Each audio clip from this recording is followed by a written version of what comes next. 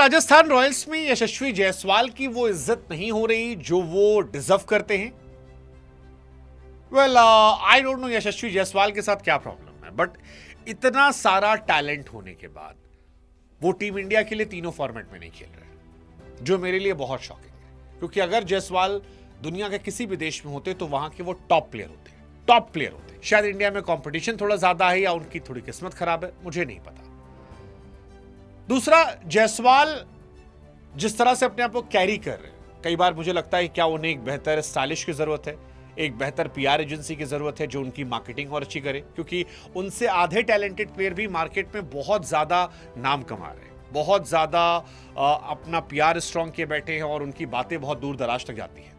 जायसवाल को अभी भी लोग उतना सीरियसली नहीं ले रहे हैं। और तीसरा, क्या इसी का असर है कि जायसवाल जो है वो राजस्थान रॉयल्स में भी कैप्टन के तौर पर कंसीडर नहीं किए जा रहे हैं? मतलब मेरे लिए बहुत शॉकिंग था ये स्टेटमेंट जो कुमार संगकारा की तरफ से आया, जिसमें कहा गया कि हमने संदीप शर्मा को लेकर सोचा, हमने कई खिलाड़ियों को लेकर सोचा, बट जायसवाल को लेकर नहीं सोचा। अब मेरा सवाल ये है कि जायसवाल जैसे खिलाड़ी के बारे में आप कैप्टनसी क्यों नहीं सोच रहे हो? आपने संदीप शर्मा के बारे में सोचा, आपने रियान पराग को कैप्टन बनाया, आपने लॉजिक दिया रियान पराग पे ये अच्छा था, वो अच्छा था, वो अच्छा था, बट अगर आप जायसवाल का नाम तक नहीं ले रहे हो तो क्या ये डिसरिस्पेक्टफुल नहीं है? और ये संकारा का स्टेटमेंट है कि हमने कैंडिडेट्स लाइक जडेजा, संदीप, पराग, इन सब के बारे में सोचा, और उसके बाद फिर स्टेटमेंट है कि जिनका नाम नहीं है। यहीं से मेरा सवाल है कि क्या ये डिसरिस्पेक्ट नहीं, और क्या इनको अपने आप को बदलने की या टीम बदलने की जरूरत नहीं है? मतलब मुझे लगता है कि शायद जायसवाल को आगे सोचना चाहिए। अगर आपको टीम इंडिया में रहना है, अगर आप चाहते हैं कि आप बहुत बड़े खिलाड़ी के तौर पर जाएं, तो अपने आप को एक तो वैसा प्रेजेंट करना पड़ेगा कि आप कैप्टन मटेरियल हैं, आप टीम को लेकर चल सकते हैं, आप नॉन सीरियस इंसान नहीं है जो इंस्टा पर बैठे कोई भी स्टोरी लगा देते हैं, कुछ भी अंड बंड गाते हुए लगा देते हैं। आप बहुत बड़े प्लेयर हैं, आपने इंडिया के लिए टेस्ट मैचेस में जिस तरह से रन बनाए हैं, मतलब वो कमाल है, काबिले तारीफ है, इज्जत है उसकी आपके लिए। बट आई थिंक थोड़ा सा उनको एक चेंज की जरूरत है, एंड क्या वो चेंज टीम में भी चाहिए? मतलब मेरे हिसाब से अगर वो अगले साल केकेआर में ट्राई करते हो, कि एमआई में आई डोंट थिंक उनके लिए इतना स्कोप है, क्योंकि एमआई में ऑलरेडी कैप्टन की लिस्ट बहुत सारी है। तिलक वर्मा जैसे प्लेयर भी अपने आप को एस्टैब्लिश कर चुके हैं, सूर्या भी वहां पर ऑलरेडी हैं, बुमराह वहां पर हैं,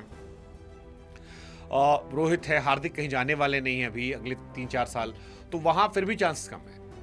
केकेआर में जायसवाल के लिए अच्छा मौका हो सकता है अगर वो एक डील करते हैं कि आप मुझे कैप्टन के तौर पर देखो, सोचने दो। हालांकि वहां भी रिंकू सिंह है, रिंकू सिंह भी चाहेंगे वो कैप्टन बन जाए, वो काबिले तारीफ वाले प्लेयर भी हैं।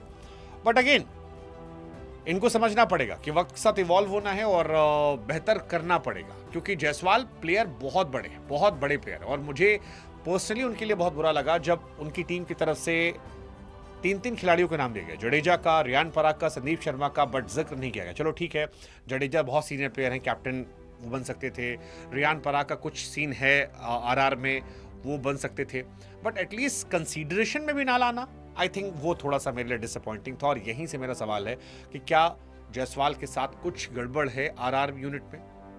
मतलब ये स्टेटमेंट देना कि हमने सबको सोचा और रियान पराग बेस्ट चॉइस का निकल कर आए, मुझे नहीं पता। Jaiswal is a generational player, Indian cricket के भी वो फ्यूचर है, बहुत बड़े प्लेयर के तौर पर, और इस कैलिबर का प्लेयर अगर आपके पास हो और उसके बारे में आप बात ना करें, मेरे लिए थोड़ा सा शॉकिंग है। और ये राहुल द्रविड़ का भी व्यू था, राहुल द्रविड़ भी रियान पराग को लास्ट ईयर देख रहे थे, संकारा भी देख रहे हैं। सो क्या ये राजस्थान रॉयल्स की तरफ से है या कुछ फॉल्ट जायसवाल की तरफ से है? मतलब कहते हैं ना, पूत के पांव पालने में दिख जाते हैं। इसी उम्र में धोनी कैप्टनसी पा गए थे, वो अपने आप को उस तरह से पेश करते थे। तो क्या जायसवाल क्रिकेटिंग टैलेंट होने के बावजूद ऑफ द फील्ड जो उनका बिहेवियर है उसकी वजह से लोग उन्हें उस सीरियसनेस पे नहीं देख रहे हैं, जबकि उनका स्ट्रगल बहुत बड़ा है। जायसवाल का स्ट्रगल बहुत बड़ा और वो प्लेयर भी बहुत बड़े हैं। मैं पर्सनली इंडियन टीम में मेरे वो फेवरेट प्लेयर में से एक हैं जिनको मैं किसी भी फॉर्मेट में कभी भी खेलते हुए देख सकता हूँ। मतलब if I have last dollar I can pay to watch Jaiswal. Test cricket में इस क्लास, T20 में इस क्लास, वनडे में भी शानदार, और उनके स्टैट्स भी शानदार है। अगर आप 2023 से देखो, राजस्थान के सबसे भरोसेमंद बल्लेबाजों में से 23, 24, 25, अगर मैं 3 सीजन की बात करूं तो जायसवाल कमाल के रहे हैं। 2025 में 14 मैच में 559 रन, 160 की स्ट्राइक रेट से 43 का एवरेज था। 24 में 435 रन, 155 का स्ट्राइक रेट था। और 2023 में 625 रन, ऑलमोस्ट 50 का एवरेज और 163 का स्ट्राइक रेट। सो ये कमाल उनका रहा है, बट इसके बावजूद उनके बारे में कंसिडरेशन भी ना होना मेरे लिए बहुत डिसअपॉइंटिंग है। बहुत हैरान वाला है कि यार seriously you don't consider even Jaiswal. Shocking.